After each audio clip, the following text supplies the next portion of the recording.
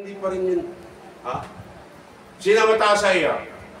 Yung pong aming probinsya, si Reverend Roldan. Hindi pa rin yan. At pagdating kay Reverend Roldan, sino ang pinunom? Si Reverend Tabi po. Tawagin si Reverend Tabi. Ako ang huling-huling tao. Pero bakit ko pa gustuhin na tawagin pa kayo? Ano ang dapat? Suhayan na.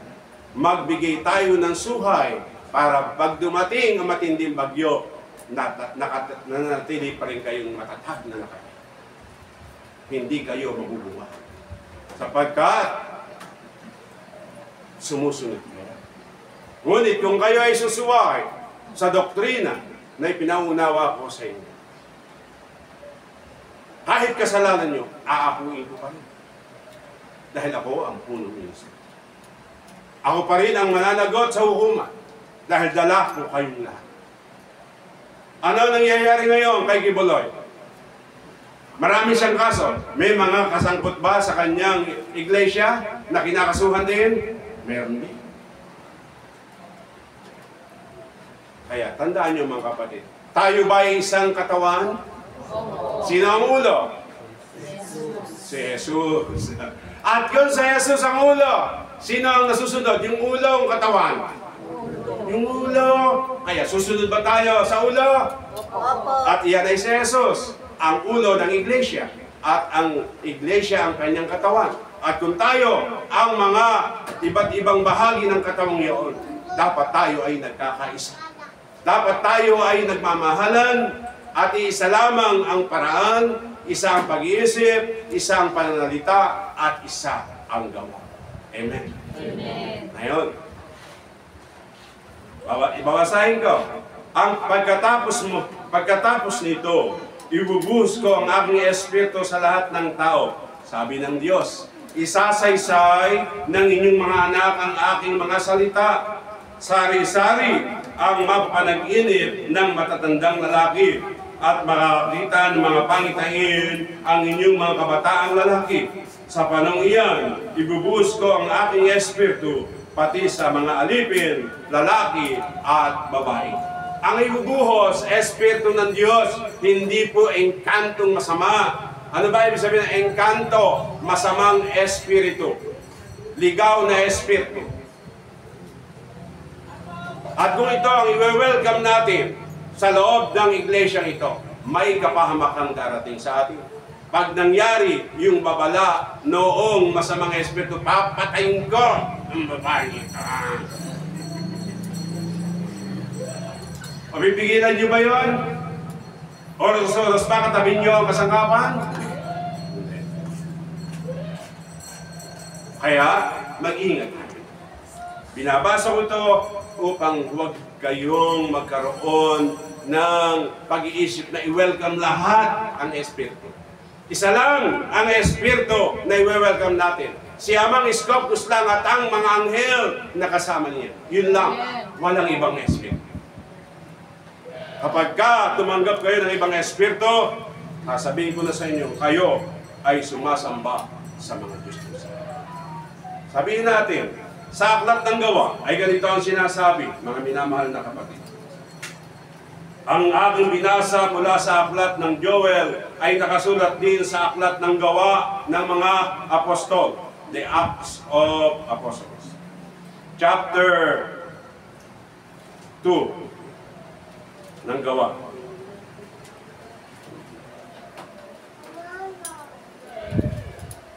Ang pagdating ng Espiritu Santo. Yung pagdating ng Espiritu Santo ay naganap sapagkat ito ang pinangako ng Panginoong Hesus bago siya umakyat sa langit ng kasama niya pa ang mga apostol. Ako ay lilisan sapagkat kung hindi ako lilisan, ang mga aliw ay hindi paririto sa inyo. Ngunit kung ako ay lilisan, siya ay susuguin ko sa inyo. Ako ay babalik. Ito baga ang Espiritu Santo na hindi matanggap ng sanlibutan sapagkat hindi niyo siya kilala, ngunit makikilala niyo siya sapagkat siya ay sumasa inyo. Nakikilala naman natin ngayon si Jesus? Noon, hindi natin nakilala sa second mystery. Dahil ang nakilala natin ay mga praile. Dahil ang sunod natin ay utos ng praile, hindi utos ni Kristo Jesus. Ano ang sabi ni Jesus? Juan chapter 14 verse 15. Kung iniibig niyo ako, sabi ng Panginoon, susundin niyo ang aking mga utos. So, sa second mystery, inibig ba natin ang Panginoong Jesus? Hindi. Kasi ang sinunod natin, utos ng praile, hindi utos ni Jesus. Iyan ang dahilan. Kaya tayo'y namatay sa pananampalataya. Tama yung pagtawag, Jesus. Yung gawa ay mali. Kaya tayo namatay sa pananampalataya. Ano ang naiwan? Tama yung pagtawag sa pangalan ng Jesus. Naiwan yung gawa. Lihis ang gawa. Lumihis tayo sa gawa. Kaya tayo ay ngayon gagawin sa ating pagsamba kay Amang Iskopkos sa pamagitan ni Kristo Jesus, yung gawa na hindi natin na isagawa sa second mystery, ang ating gagawin ngayon sa third mystery, sa pangalan ni Amang Iskopkos. Kaya kung kayo na kay Amang Iskopkos, ay sumasamba pa rin kayo sa malaking simbahan at nagpupursosyon at nanunubena, nananatili kayo sa kamatayan. Hindi kayo mabubuhay dahil ang nanatili sa katuruan ng tao ay mananatiling patay. Mabubuhay lamang ang patay kung kayo ngayon ay susunod na ay sa halimbawa ni Kristo Jesus. At para hindi tayo mahirapan sa halimbawa at aral at turo ni Kristo Jesus, ibinigay ang 11 batas panglinis. Pag nasunod ang 11 batas panglinis, nasunod natin ang 27 aklat sa Bagong Tipan. This is the shortest way. The summary. Kung ang 10 kautusan ay inuwi sa dalawa ng Panginoong Jesus, pag-ibig sa Diyos, ng buong pag-iisip, ng buong puso, ng buong kaluluwa at ng buong lakas. Iyan ang pinakamahalagang utos. Ang pangalawa, ibigin mo ang iyong kapwa gaya ng pag-ibig mo sa iyong sarili. Iyan. Ngayon naman, sa ikatlong misteryo, manatiling maamo. Manatiling maamo. Isa lang. Dahil ang tinawag na maamong kordero ay si Jesus. Si Jesus ang tinawag na kinataguriang maamong kordero ng Diyos. Bakit tinawag na maamong kordero si Jesus? Sapagkat wala kay Jesus ang kapalaluan. Wala kay Jesus ang kataasan. Wala kay Jesus ang kaharutan. Wala kay Jesus ang karamutan. Wala kay Jesus ang init ng ulo. Wala kay Jesus ang ngit-ngit sa kapwa-tao. Hindi niya hinahatulan ang kapwa-tao. Hindi niya hinahamak ang kapwa-tao. At hindi niya ginagawa sa kapwa niya ang ayaw niyang gagawin sa kanya. At higit sa lahat, at pinapatawad niya ang lahat ng nagkasa sa kanya. Hindi gumaganti. Pero ang tao, mapaghiganti. Laging gusto'y gaganti. Hindi paapi. Si Jesus ba ay nagpaapi? Yes. Gumanti? Hindi.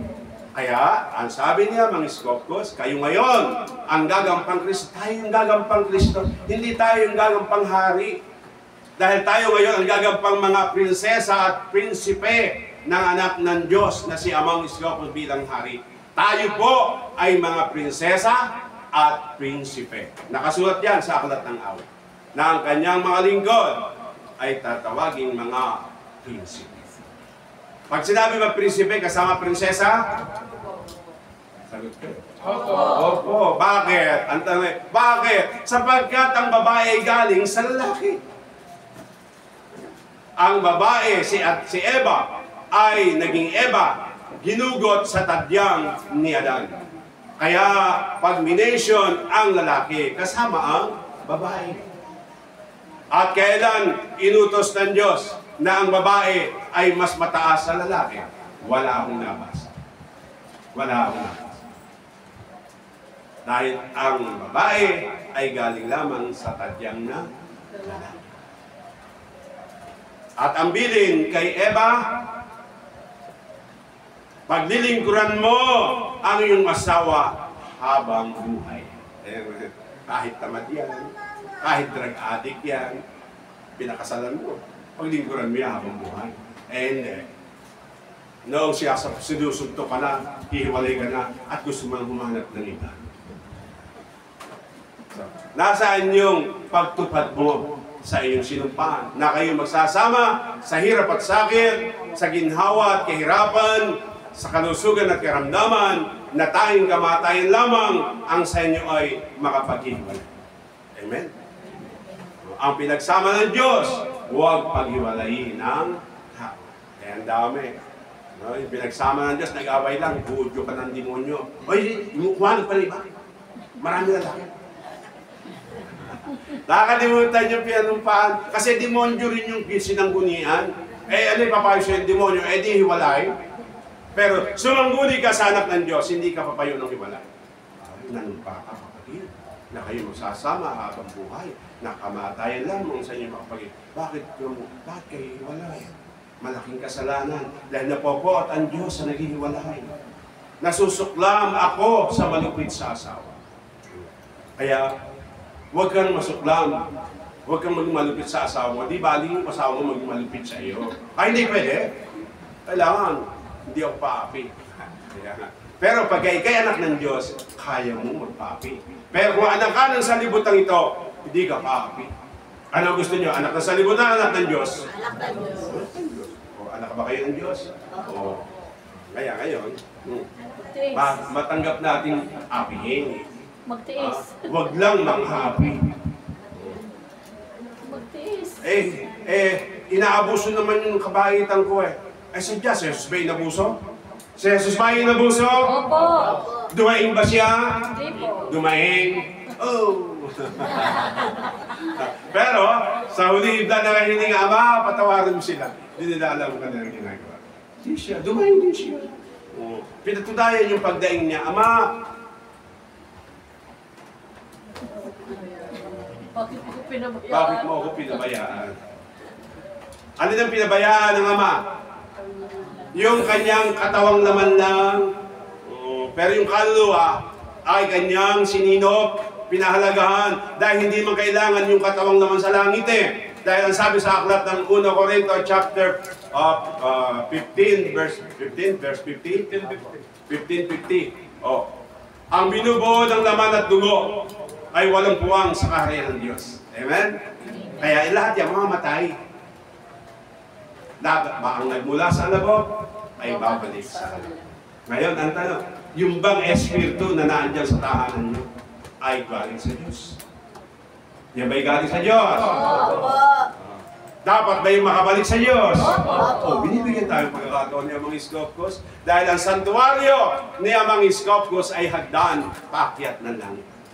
Ang aakit doon, di yung katawang laman, yung kaluluwa.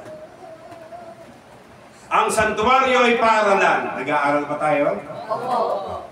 Ang santuaryo ay hospital at maternity clinic upang isilang dito, gamutin ang mga may karamdaman at isilang ang mga sisilang ang sarili sa tubig at sa espiritu.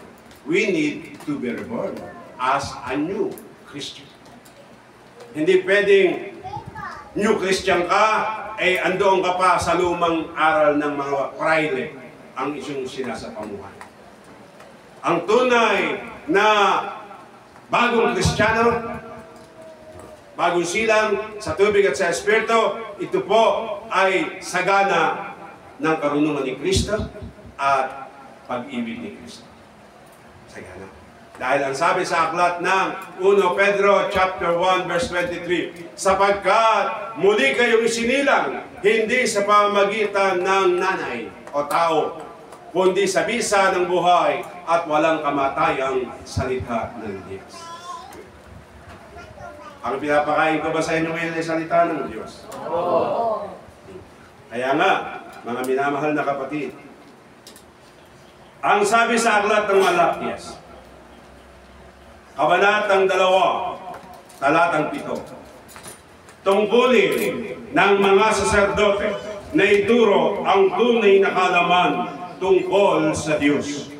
Sa kanila dapat sumangguni ang mga tao tungkol sa aking kalooban, sapagkat sila ang mga sugo ng makapangyarihang Diyos. Amen? Pagkakaramdamang pisikal, sumangguni kayo kay Elder Makalalag Pagkakaroon ng panlangit at pakalooban ng Diyos, ang sasangguniin nyo ay ang saserdote. Kaya itong mga saserdoteng iyan, sinesermon ko yan pag ayaw mag-aral. Bakit? Marunong na kayo? Alam nyo na lahat. Ako nga for 45 minutes, nag-aaral pa rin kaya mga Scopus. Kayo, naordinahan lang, kala nyo marunong na kayo? Kala nyo, alam din ang lahat. Di nyo ba alam na ang pagtuturo at pagbibigay ng Diyos ng karunungan ay unti-unti? Hindi niya ilan binibigla dahil nakalalasing ang karunungan. Gayon din ang gintong kamay sa pangagamot, nakalalasing. Kaya ang pagkaloob ng Diyos unti-unti. Pagka ikaw ay nalasing, alam niya ang scope ko sa remedyo para hindi ka masaktan. Babawasan niya na hindi mo. Babawasan. At ikaw na lamang makakaramdam, bakit wala na akong power ng ganito?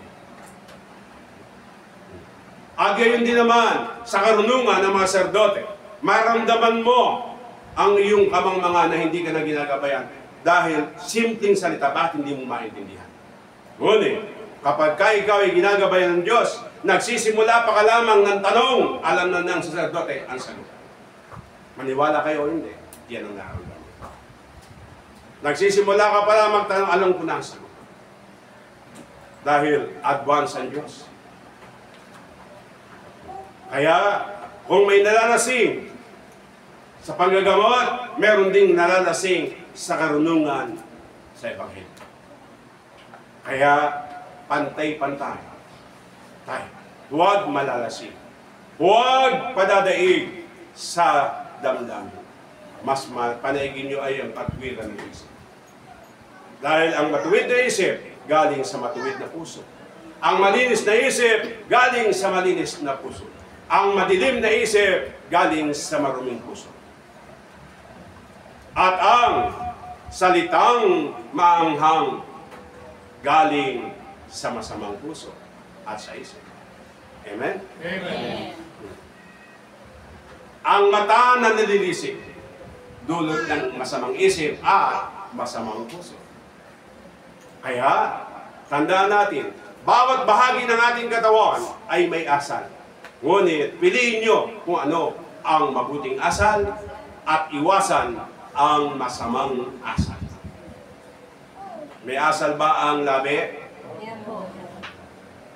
Ang dila, may asal? Oo. Ang pinakamasamang asal na yung chismis. Yung nandidila. Nagmumura. Matindi. Kaya ikaw mismo, makaka-rely sa iyong sarili. Kapag ka nag-iisip ka ng masama sa kapwa, alam mo na may karamdaman ng isipan. Pag ikaw ay may damdaming masama sa iyong kapwa, alam mo na may masama pang may karamdaman ka sa puso. Sa emosyon. Kaya naman, ang sabi, tungkulin ng mga saserdote na ituro ang tunay na kaalaman tungkol sa Diyos. Sa kanila dapat sumangguni ang mga tao tungkol sa aking kalooban, sapagkat sila ang mga sugo ng makapangyarihang Diyos. Amen? Amen. Pagka naman karamdaman ng pisikal, si Elder Makalala ang inyong tatanungin. Siya ang nakakaalam doon sa karamdaman ng pisikal. Pagka sa karamdaman ng isipan at damdamin, kami ang tanungin. At sasabihin namin sa inyo kung ano at paano pagagalingin at ano ang gamot at lunas diyan sa karamdaman ng iyong masamang isipan at masamang kaloob. Amen. Amen. Di lamang kami, serdote, dalawa. Isip, pagagalingin namin at damdamin, puso. Ang ating kapatid, buong pisikal naman. Buong pisikal na katawa. Pag sinabi, buong karamdaman ng tainga, karamdaman ng leeg, karamdaman ng tila, karamdaman ng atiya, ng kidney, karamdaman ng atay, yan. Karamdaman ng tuhod. Ano karamdaman ng tuhod? Ano karamdaman ng tuhod? Rayuma. Marami ka na rayuma, nanay ko. Elder Makalala. Minsan hindi lang karamdaman ng tuhod, pati buong katawan may karamdaman, mamasahihin pa lahat. Hindi na kinaawa kay Elder Malaga. Ito namang isa, napakamasunurin. Alipin niyo siya, alipin niyo siya. At pagka siya naman nagkasakit, sino kaya mag-aalaga? Nang kayo malakas, inaalagaan kayo. Bakit? Ano siya mga scope ko? Pag si Elder Makaladam nagkasakit, kaya niyo ba siyang alagaan? Diba? Kung ano ginawa sa inyo, gawin naman ninyo sa kanya. Hindi naman yung puro akin, sukapang. Parang ang mula ng adyo-adyo. Kailangan marunong kang binibigyan ka, magbigay ka rin. Amen? Kaya huwag natin kakalimutan yan. Hindi lamang pag sa kalooban niya mga iskopkos, saserdote, ang inyong tatanungin. Karamdaman ng bawat pisikal na naramdaman, si Elder Makalala ang inyong sasagutin. Naunuhan niyo po. Kapag kasi kami, langis lang ang tubig amin. Ito turo niya, langis tubig. Kung kayo maghihilot, hindi. Ako magpapahilot. Hindi ako maghihilot. Kasi ang sarap ng hinihilot. Ang sarap ng minamasahe. Lalo na ngayong nasa set, magliliyebo 70 na ako. Masarap, di po ba, kapatid? Na aming Pangulo? Masarap ba minamasahe? Masarap.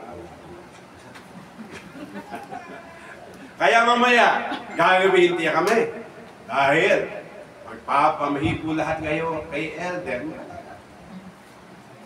Elder Makalala, tulong ko sa iyo. Yamang maraming ginagawa. Huwag mong pahirapan sa iyo. Ibigay mo sa kanila yung mga simple. Yung mga heavy, yun na sa iyo. No? Pagka simple lang, naghahanap na ng karinyo, no? Ng pahimas, ayaw mo na yung mga iba. Huwag na ikaw. Dahil kailangan i-preserve mo ang iyong sarili sa masaselan. Tingnan mo, ibig sabihin, Elder Makalala. Nag-usap kami ni Elder Mar. At may nakita akong liwanag. Okay? Sabi niya sa akin, Red, huwag mo na ngayon. Siguro pagdating na. Kaya sabi ko, unti-unti. Ano kapatid? Tagal kitang hindi nakikita. Duman ako. Ako'y nag-aalala. Pero, nang makita kitang mataba, masaya ako. Pero, sa ating pag-uusap, may karamdaman ka. Hindi ko sinabi, baka magtanto. Well, tantuhin. Hindi ko sinabing may karamdaman ka sa isip, may karamdaman ka sa damdamin. Pero maganda ang katawan. Mataba.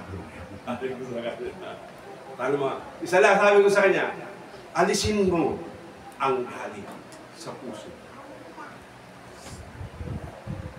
Huwag kang mabuhay sa galit.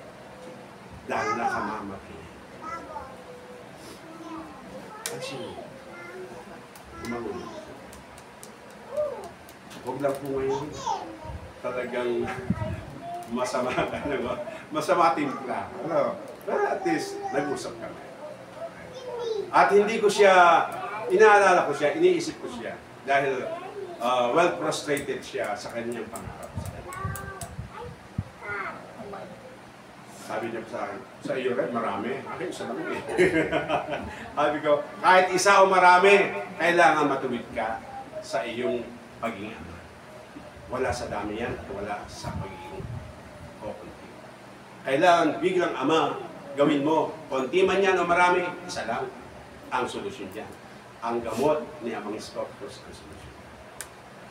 Pagka hindi mo pinahalagaan ang gamot, yung ebanghelyo ng ama, ang aral at turo ng ama, patuloy kang magkakaroon karamdaman sa isip at stress yan. Ang stress, brother, nakamamatay. Maraming namatay sa stress. Mamaya, at hindi kami kita, babalikan mo siya. Kailangan natin lampingin. Mabait. Sabi ko, napakabait ng kapatid na ito. Hindi ko halain na sa konting pagsubok ay hahantad sa akin ang kahinaan ng kanyang isip at kanyang. Pero nakita ko, ayos naman ang isip, mataba siya. Pero mas maganda, mataba isip, mataba ang puso. No? Hindi yung katawan lang mataba. At iyon ang dapat maintindihan ng atin. Sabi ko, suportahan mo ako. Pagka ikipupuntahan dito, makipag-usap ko kare-kare. Sa karamdaman mo, yun ang lunas. Pero, tinuturuan ko na yung ama ng iyong apo. Paano dapat? Kailangan kumilos din siya, hindi si Jane lang at kayong mag-ama-asawa. Kailangan siya kumilos din. Gumawa ng paraan para maalis yung galit ng ama at asawa ni Elder. Sabi ko, Elder ka na, administrator ka. Kahit na hindi. Kahit na hindi siya administrator. Hindi pwede, tinatagihan mo tungkol sa administrator ka. Alisin mo lamang yun. Yung sabi ko sa dahil, pero alam mo, ang makapag-aalis ng galit diyon pag nakakit, tumatakbo na yun. Yun ang makapag-aalis. Pag tumatakbo na yun. Lolo, lolo. Binatawag yung lolo. Ay ako!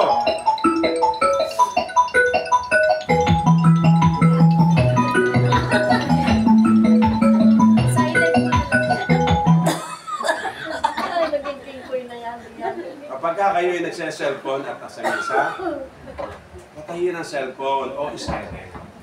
Yun po yung sa music, biglang Okay. So, marami na tayong pinag-aralan. Pero gusto kong basahin sa inyo ang tungkol ano ang nagiging kasalanan nakipag-usap sa mga ligaw na ito. Nakasulat po yan sa aklat ng Levitico. Sa aklat ng Levitico.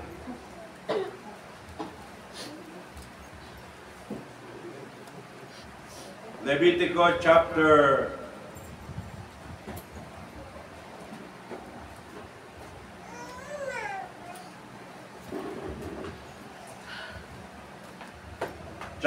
20.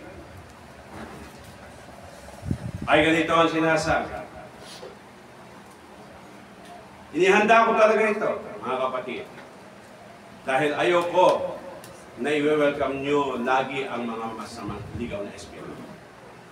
Dahil ang pag-welcome sa mga ligaw na espiritu ay tulad na rin sa pagsamba sa Diyos-Diyos. Okay? Ngunit tayo na sa piling ng tunay na Diyos. Bakit i-welcome natin? Wala ang mga espiritu ligaw na yan. Ang mga espiritu na hindi ligaw, yun yung mga angel. Nakasama niya mga Scopus. At ganito po ang sinasabi sa aklat ng Levitico, chapter 20.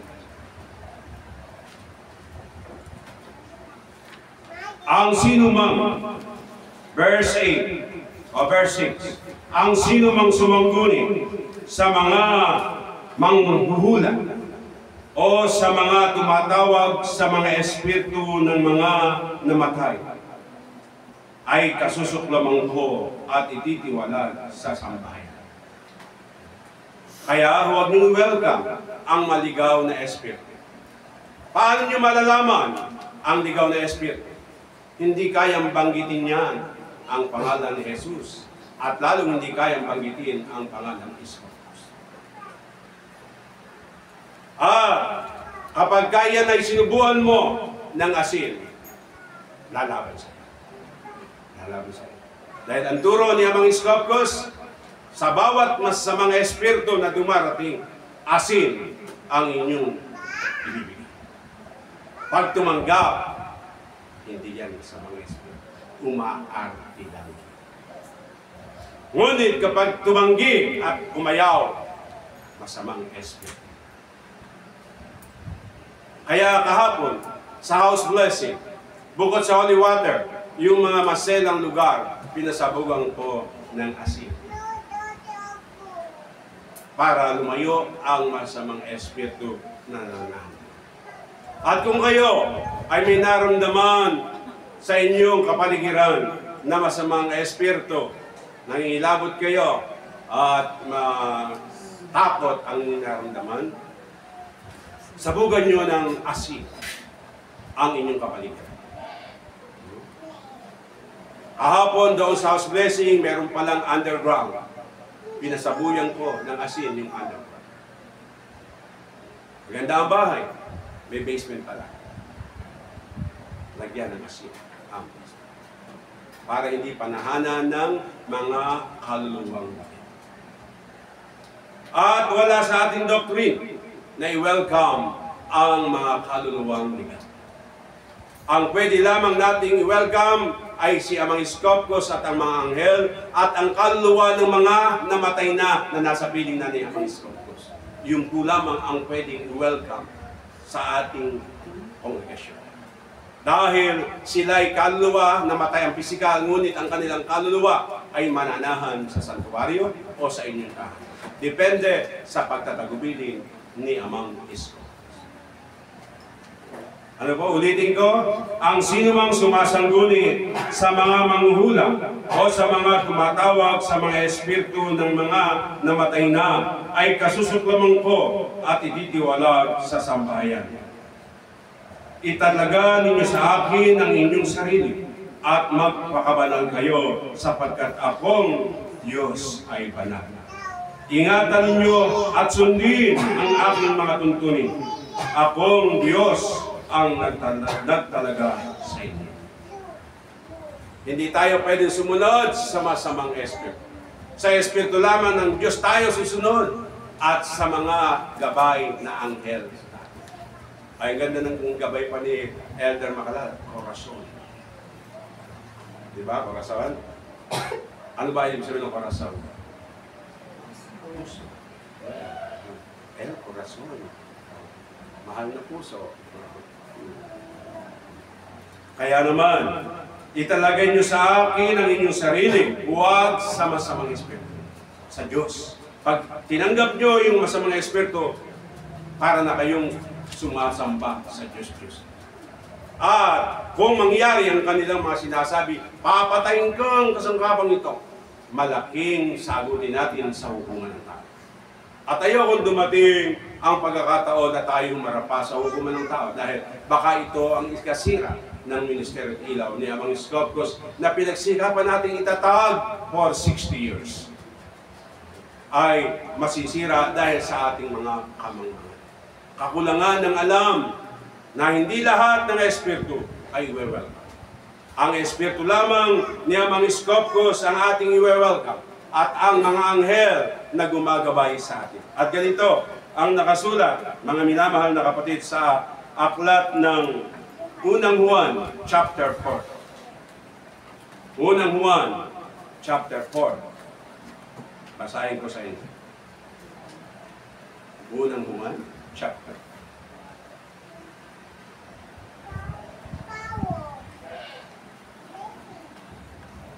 Ang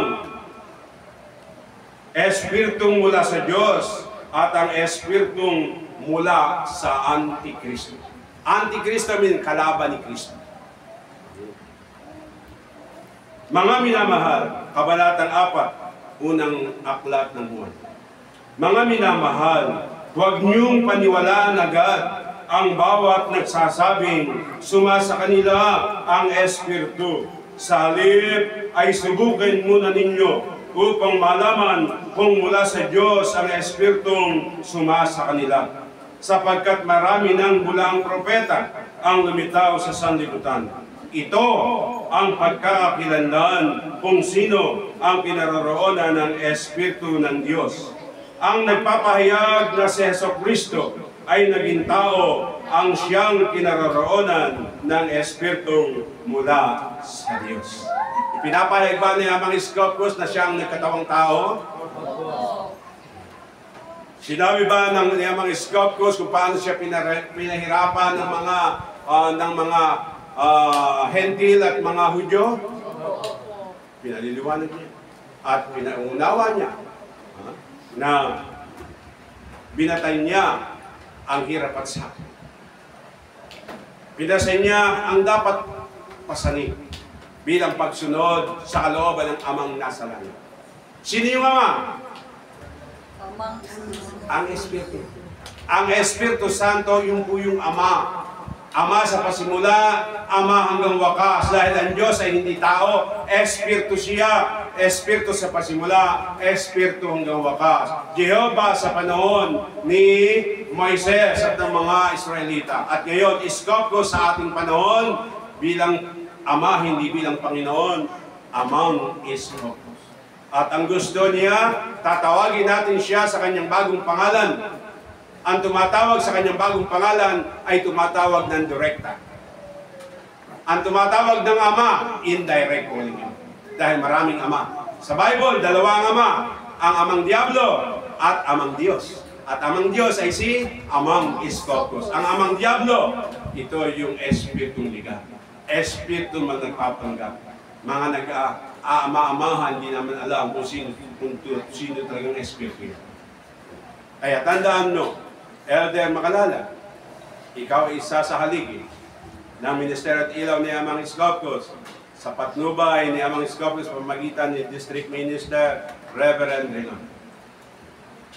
At ang tiwala ko sa inyo ay 100%. Una, dahil ganoon ko kayo kamahal. 100%. Hindi ko kayo pwedeng pabayaan. Kaya, even though na may mission ako na iba, mas ginusto ko ngayon ako pumunta. Sinamahan man ako, hindi, mag-ibiyahe ako. At tatawag ko kaya sana si Reverend Rilon, hintayin mo ako, sasama ako sa iyo. Eh alam mo naman, sakya kami, pupunta siya. Kaya dumating kami dahil pinapanalangin ko kay Ama, Ama, ano man po ang mga pagsubok na dumating sa piling ng aking nanging mga anak sa Batangas, sa Lobo, sa Barangay Maalasas, ay mabigyan na ng hawakas upang magkaroon ng kapanatagan at kapayapaan ng mga kapatid na nagsisikap na maitaguyod ang iyong ministeryo at ilaw. Amang Iskopos, ito po ang aking sinasamo sa iyo pagkat kami bilang tao, hindi namin kayang gawin ang lahat ng bagay. Ngunit ikaw bilang Diyos, kaya mo at alam mo ang lahat ng bagay, paano sasansalain. Kung kami ang sasansala bilang tao, pwede kami makasakit, pwede kami magkamali. Kaya, Amang Iskopos, sa iyo ko pinagtatagubin. Ang hindi namin kaya, ikaw ang kakagawa.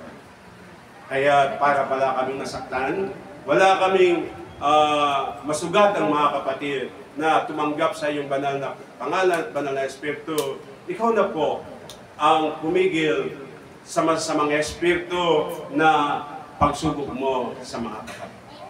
Ikaw na rin po ang magbigay sa kanila ng kawakasan ng pagsubok. Pagkat ikaw ang Diyos na siyang nagtatakda ng lahat ng bagay. At sloobin mo po, maitakda mo na sa lalong madaling panahon ang katapusan ng pagsubok sa mga Espiritong ito na lumuluko na masama sa mga kapatid. Upang sila ay hindi magkaroon ng kapahamakan ayon sa hukuman ng Diyos. Ang magagawa ng tao ay higit ang magagawa ng manalangin. Manalangin ka ng buong puso, kaya mga Iskopos, na wakasan ito. Ito'y kayang gawin niya. Ang iniintay lamang ni Amang Iskopos, ang iyong talima. Kung marunong ka bang dumulog sa ito. Kung marunong ka bang manalangin sa ito. Ngunit kung ito'y dadaanin nyo, sa ano ang kaya mo bilang tao, ako nasasabi sa inyo, bilang tao, pwede akong magkamali. At ang isang pagkakamali na ayaw kung may makasakit ako. Dahil naramdaman ko yan.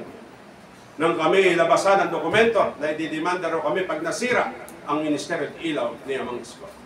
Ang sakit. Pero tinuruan ako ni Amang Iskopos bago dumating ang ganoong pagsubok. Tandaan mo na sa mga darating, buksan ang pandinig, idilat mo ang iyong tabi. Ngunit, itikong mo ang iyong bibig, ako ang nakakain. Habang kayo ay hinahamak, kayo ang aking tatanggap. At sila na mga humahamak sa inyo, Dahil ang itinatag ng tao ay magigiba, ngunit ang aking itinatag kailanman ay di magigiba. Ngayon, mahigit na tayo sa 40 sangay throughout the Philippine Luzon, Visayas at Mindanao. At dito sa Batangas City ay sumangay tayo ng dalawa, isa sa Barangay Maalasas, bukod doon sa Barangay Pinagsibaan sa Rosario, Cavite. At dito sa Lubog, pwede pa kang maduktuhan pagka ginusto niya mga Kristo. At iyan ay nasa pagsisikap ng mga ministro at mga elder na hinirang niya mga isko. Amen. Kaya nga, para kung lumadating ang mga espiritu, sabihin nyo lang, banggitin mo ang pangalang Isko, amang Isko. Pagka hindi binabanggit, huwag kang susuko. Huwag kang susuko. Baka ikaw ang direktor eh. Si Emma ang direktor eh. Matutigas ka. Dahil kaya pag matigasin ang mga Iskopos ang bawat isa. At kaya niya rin palambutin ang bawat isa. Kaya ang hinahanap sa atin yung tiyaga. Paano pagtitiyagaan na manalangin sa Diyos? Na ganito ang gawin, ganito ang Ama, tigilan ito. Dahil si Amang Iskopos ang director. Si Amang Iskopos din ang scriptwriter. Si Amang Iskopos ang producer. Si Amang Iskopos ang bida. At pwede rin niyang kontrabida. Para lumabas na ang drama ay totoo. Naunawan nyo? Magpapakita yan ng mga pangitain para lumitaw na totoo ang kanyang drama. Naunawan nyo po ibig ko sabihin. Kaya sinasabi ko ito sa inyo pagkat naranasan ko lang. Paano ako ay dramahan ni Ama na tulad sa isang mabangis na leon. At paano naman ako'y tinuruan bilang isang lingkod, manatiling maamo. Kahit leon ang kaharap mo, tupa ka. Kahit tigre ang kaharap mo, tupa ka. Kahit mabangis, na hayop ang kaharap mo, tupa ka pa rin. Kaya ang tupa ang sumisimbolo sa iglesia. Dahil ang tupa ay maamo. Piyapatay na yan, umiiyak lang, hindi nag-reklamo. At gayon din sa Jesus. Kaya si Jesus ang tinawag na maamong kordero ng Diyos. Maamong tupa. Eh kayo, tayo, maamo ba? Maamo ba tayo? Ano pa ang sinasabi nito, mga kapatid? Sa aklat ng Ikalawang Juan, chapter 1, verse 9. Ang hindi nananatili sa aral turo ni Kristo, kundi ay nagdaragdag dito, ay hindi pinapanahanan ng Diyos. Ngunit ang nananatili sa aral at turo ni Kristo ay pinapanahanan ng Ama at ng Anak. O balikan natin ang buhay ni Kristo. May masamang espiritu pa nung si Jesus ay maging tao? Meron po. Meron. Pero ang tanong, sino ang nilukuban ng masamang espiritu? Ang nananampalataya ba o ang hindi nananampalataya? Ang mga hindi nananampalataya, ang nilukuban, kayo nananampalataya, bakit nakakalukub ang masamang espiritu? Nasaan kaya ang masamang espiritu? Yung lumukob o yung lukuban? Yung nilukuban. Kasi nasa iyo ang masamang isip at masamang puso. Damdam. Kaya sa iyo nang gagaling, kaya nilukuban ka. Ngunit, tinanggap mo siya mga Iskopos, ano't nanig sa iyo ay yung masamang espiritu. Kasi kulang to. At mahina ito. Kaya ano sabi sa aklat ng mga ngaral? Ang matalino ay inaakay ng kanyang isipan tungo sa kabutihan. Ngunit ang mangmang hinihila ng kanyang damdamin tungo sa kasamaan. Amen? Kaya ka naakay sa kasamaan, mahina ang puso. Mahina ang damdamin. Kailangan malakas ang isip nang gagaling sa malinis na puso. At ang kontrol ay nandirito, wala dito. Pag ito ay binigay mo, talo to, masamang espiritu ang mahay. Ano naman ko, Elder Makalala? Nasabi ko ito sa iyo dahil isa ka sa haligi. Haligi ng Ministerio Ilaw ni Amang Scopus dito sa Batangas City hanggang Lobo, hanggang Barangay Maris. Gabayin mo ang ating district minister. Napanaginip na ang kapatid na Abraham ang aking kapangalan. Siya si Abraham the first. Ako si Abraham the second. Pero kaya siya the first. Una siyang binigyan pangalan Abraham. Ako ang una kong pangalan, Filipos. Later na lang binigay sa akin ng Ama na ang aking pangalan ay Abraham bilang ama ng aking sambahay. At bilang ama. Dahil Filipos yung una, sapagkat maraming mga taga-Filipos ang gumagabay sa iyo. Hindi lang isa. Maraming taga-Filipos. Dahil sa Filipos, maraming nanampalataya at naging Kristiyan. Kaya sabi ni Ama, para hindi sila mag-away at hindi ka mahirapan, binigay ko ang pangalan Filipos. Kung sino man gumagabay sa iyo, marami sila na gumagabay.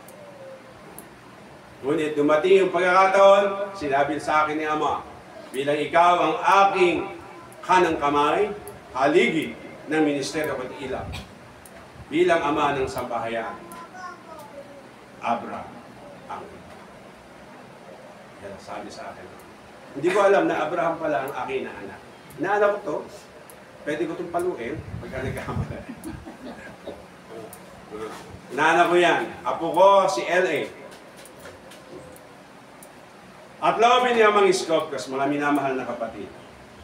Yung pananatili natin sa aral at turo ni Amang Scopus. Tandaan, huwag tayo lalabagin. Pwedeng masaktan ang ating pisikal na katawan. Ngunit tandaan ninyo, kung si Amang Scopus ang gumagamit, kahit ipaghampasan niyan, hindi maano yan. Ngunit, kung iyan ay gawa-gawa lamang sanhi ng kahinaan ng damdamin at kahinaan ng isipan, mapapahamak ang instrumento. Mapapahamak ang hinaksak. At kung iyan mapahamak, di natin tanong pa at hindi pa natin tarol ang kalooban ng mahal sa buhay niya. Maaring yan din ang dumating ay siyang maksakdal pag may nangyaring masama sa kanyang mahal sa buhay na nasa ating piling. May magudyok lang na demonyo, diablo. Dimadam nyo. Kaya namatay ako dahil sa Scopus na yan. Di ba pahamak na tayo? Sino ang diablo na sutok-sudo? Hindi yung kalaban natin. Yung wala din kaya mga Scopus. Gusto niyo ba yun mangyari? Gusto ba ni Kubuloy ang nangyari sa kanya? Hindi din. Pero ginusto niya yun. Ginusto niya yun. No? Kaya, napahamak ang kongregasyon. At napahamak din ang mga konstitudor na iglesia. Marami palang labag sa batas ng kalupaan ang ginagawa nila. Human trafficking, pagbebenta ng laman loob, yung pala ang isang iniyayaman nyo. Ang mga kapatiran ay parang nabe-brainwash, na ihandog ang mga sarili. Tapos, isang turok lang ng kaya, wala nang alam. Dadaling ka na, aalisin na ang laman loob mo, patay ka na, may pera na ang inyong pastor na siguro. Kaya pala, ang yaman din ng King of Kings ay pinagpeperahan ang mga lamang loob ng mga kapatid, ang iglesia. Kaya pala nakapagpatayo ng mas malaking dome kaysa iglesia ni Manalo. Mas malaki yung dome na pinapatayo. Hindi ko lang kung tapos na o hindi pa. Ay mas malaki yung kaysa dome na pinatayo ng mga Manalo. Pero ano ang sabi ng kasulatan? Sa wakas ng panahon, papatagin ko ang mga matataas na bundok. Ano yung matataas na bundok? Bundok? Bundok Panahaw? Hindi po. Ang matataas na bundok, malaking kongregasyon, ay papatagin. Ang iglesia ni Cristo kay Manalo, nag-aaway-away dahil sa pera. Kapangyarihan. Si Almeda, at ako ng ikapo niya. Sino pa? Itong si Elio Soriano, matuwid daw, pero anti-president. Kasi, andoon pa rin ang paglabag doon sa kabutihang asal. Pag nagalit, masama ang asal. At mapagmagaling. May turo ba ang Diyos na magmagalingan kayo sa Biblia? Meron to? May didiktas ba kayo ng pagmamagalingan sa Biblia? Hindi. Ang makapagdidiktas sa inyo, pagsunod sa nakasulat. Ano ang nakasulat? Kabutihang asal. Sa inyong pananampay, kabutihang asal. Nilabag yung kabutihang asal, may pakita lamang ang pagmamagaling sa tao. Palakpak naman ang mga anak ng salibutan. Palakpak. Kung tuwa, kala nila magaling. Magaling siya sa harap ng taong makasalibutan. Pero sa mga tunay na anak ng Diyos na nakakaintindi ng aral, hindi siya magaling. Magaling lang siya magmagaling. Naunuan nyo, nasaan na siya ngayon? Wala na rin. Tsugi na rin. Ako, sa awa ng Ama, tsugi na rin. Pero, binuhay ako ni Amang Iskopkos 2 years ago. Siya nakasaksi sa taga Batangas, ako nag-collapse. First Friday, nando ka na? Kita po nila. Nag-collapse ako. Sabi ko pa, ako'y naliliyo mga kapatid. Nag-collapse na. Atake. Walang puso. Talpog. Marami na nananalangin. Siyempre, binuhay ako ni Ama after 15 minutes. Marami pa po kasi kami nananailangan sa iyo. Sabi ni Ama, paulit-ulit ka mang mamatay. Paulit-ulit kitang bubuhayin pagkat kailangan ka pa sa aking ministry. Kaya hindi ako pwedeng magpabaya. At pag ako'y may naramdamang kabog ng dibdib at pag-alala, ay hindi ako pwedeng nakaupo. Pupunta ako sa mga kapatid na kinakailangang mabigyan liwanag upang kung ano man dilim na bumabalot ay mapalitan ng liwanag. Kaya sa ating lahat mga minamahal na kapatid, huwag nating kakalimutan sa aklat ng Samuel ay ganito ang nakasulat. Sa aklat ng Samuel. Saan ba? Babasahin ko sa inyo. Unang Samuel. Kabanata 15. Ito ay pangyayari kay Haring Saul. Kay Haring Saul, nangyari siya. Hinirang siya ng Diyos na si Jehovah, ngunit nagkamali si Haring Saul. Kaya inalis siya sa pagiging hari. At ito ang nakasulat.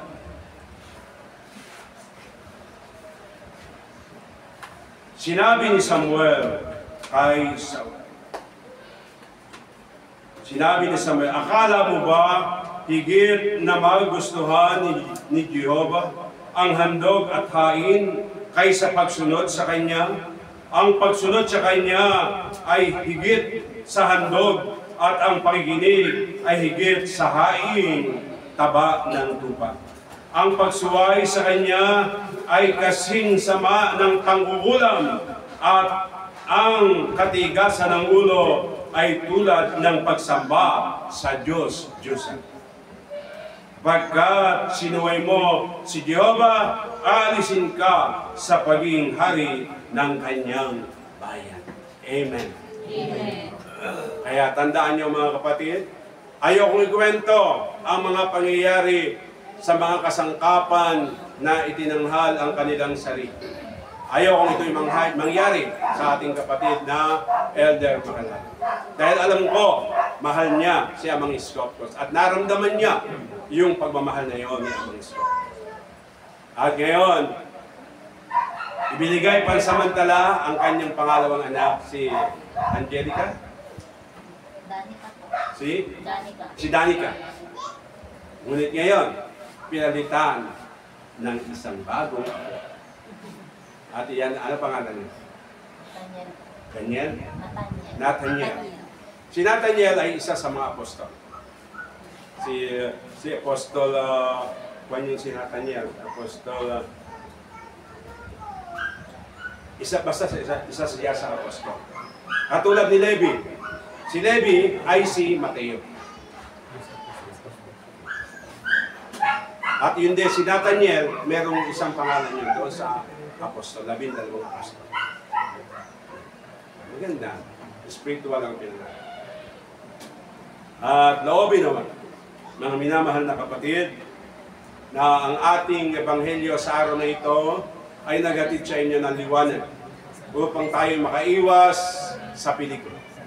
At para maiwas sa peligro, lagi tayong manangan ay sa doktrina ni Amang Iskopos. Huwag sa mga masasamang espiritu na nagdiligaw sa atin at umaagaw ng ating talino.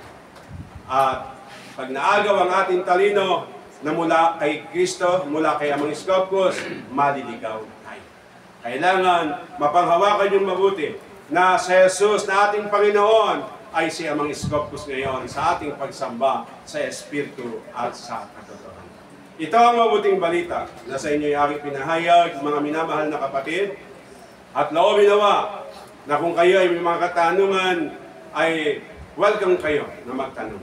Mamaya sa second part. Kung magkakaroon pa tayo ng second part. At loobin nawa ni Amang Iskopos na maaga kaming makauwi dahil gusto namin dumaan ng Batangas City para doon na magpupuri. At kaya kung kayo po ay magpapahipo kay Elder Makalala, ngayon, simulan niyo. Para mamaya pagkatapos na tanghalian, makauwi kaming maaga at magpupuri kami sa santuario ng Kuta. Para lalong gumanda ang ating pagmamahalan at ang pagdadauphalan sa mga kapatid. Lalo na sa ating administrator na nilalamon ng galit, nilalamon ng pagdaramdam, ay gusto kong mahango siya sa stress niya. Tandaan natin, nakakamatay ang stress. Pag sinabi stress, problema, ang problema ay nakakamatay. Alisin ang problema.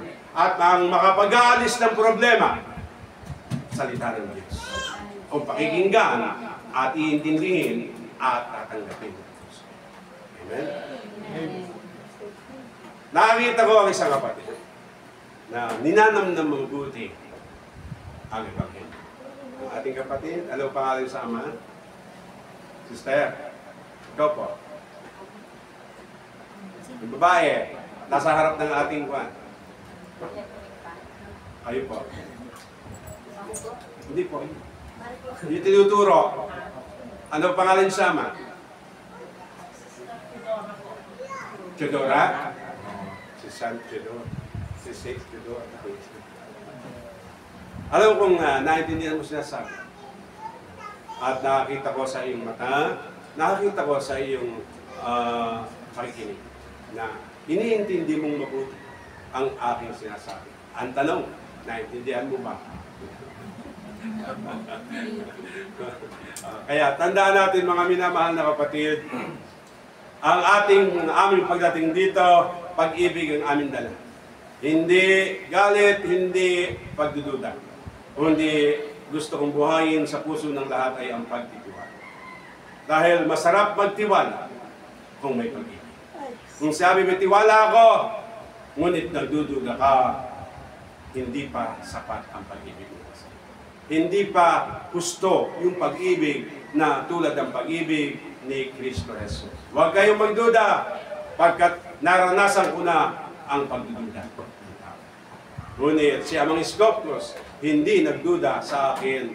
Kung kaya naman, nanatiling matatag ang Father Iskopos New Catholic Church. Amen. Amen. At po, ay aking nanayahan para sa isang matutog na panalangin mula sa atin Mga puso, ay ipagkaloob natin kaya mangiskoptos ang ating puso't isipan sa mga sandaling ito. O dakila naming Ama, Diyos na makapangyarihan sa lahat. Tanging ikaw lamang ang aming pupurihin, dadakilain at bibigyan ng kapurihan sa lahat ng sandali ng aming buhay. Hanguin mo po kami sa mga pagsubok na ito, na ikaw lang nagbigay, ay ikaw din ang aming inaasahang hahango. Loobin mo po na magkaroon ng kapayapaan at kapanatagan ng mga kapatid at hindi guluhin ng masamang espiritu na nag-ahari sa sanlibutan ito. Loobin mo po ang mga iskoptos na maging marunong at matalino ang iyong mga hirang na anak, ang iyong mga sardote at mga elder, pamunuan na naglilingkod sa loob ng iyong ministeryo at ilaw dito sa lalawigan ng Batangas ay magkaroon lagi ng pagkakaisa at pagtupad sa iyong kalooban. Sa iyong mga batas na iniwan, mga handog at espiritong banal na marapat manahan sa pagkatao ng bawat isa.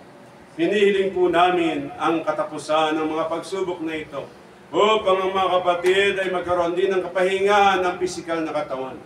Hinihiling po namin ang iyong awa at habag at patnubay ay patupatuloy na ipagkaloob sa amin, lalo na sa lugaring ito, sa Barangay Malasas, sa Barangay Guta, at sa mga sisilang pa na mga kapatid at iglesia at yung templo at sanktuaryo. Ay ikaw maghari, kami po ay nasa ilalim ng iyong kapangyarihan at pagmamahal, na hindi kami susuko sa iyo anuman ang pagsubok, ngunit sa pagkakataong ito, hinihiling po namin ang iyong pagtatapos ng iyong pagsubok, mga kaguluhang nangyayari sa mga kinakasangkapan ay magkaroon na ng katapusan, kapanatagan at may layo ang masamang espiritu sa katauhan ng bawat isa, gayon din sa damdamin at matutawi sa kanilang mga labi at sa kanilang mga bibig ay ang liwanag na hatid ng iyong pagkadiyos. Ito po ay samantalangin namin ang mga iskopto sa oras na ito sa aming pag-isa at paghandog ng isang banal na misa para sa iyong kadakilaan at kapurihan. Sa pamamagitan ni Kristo Jesus na aming Panginoon ngayon at magpa sa walang hanggan. Amen.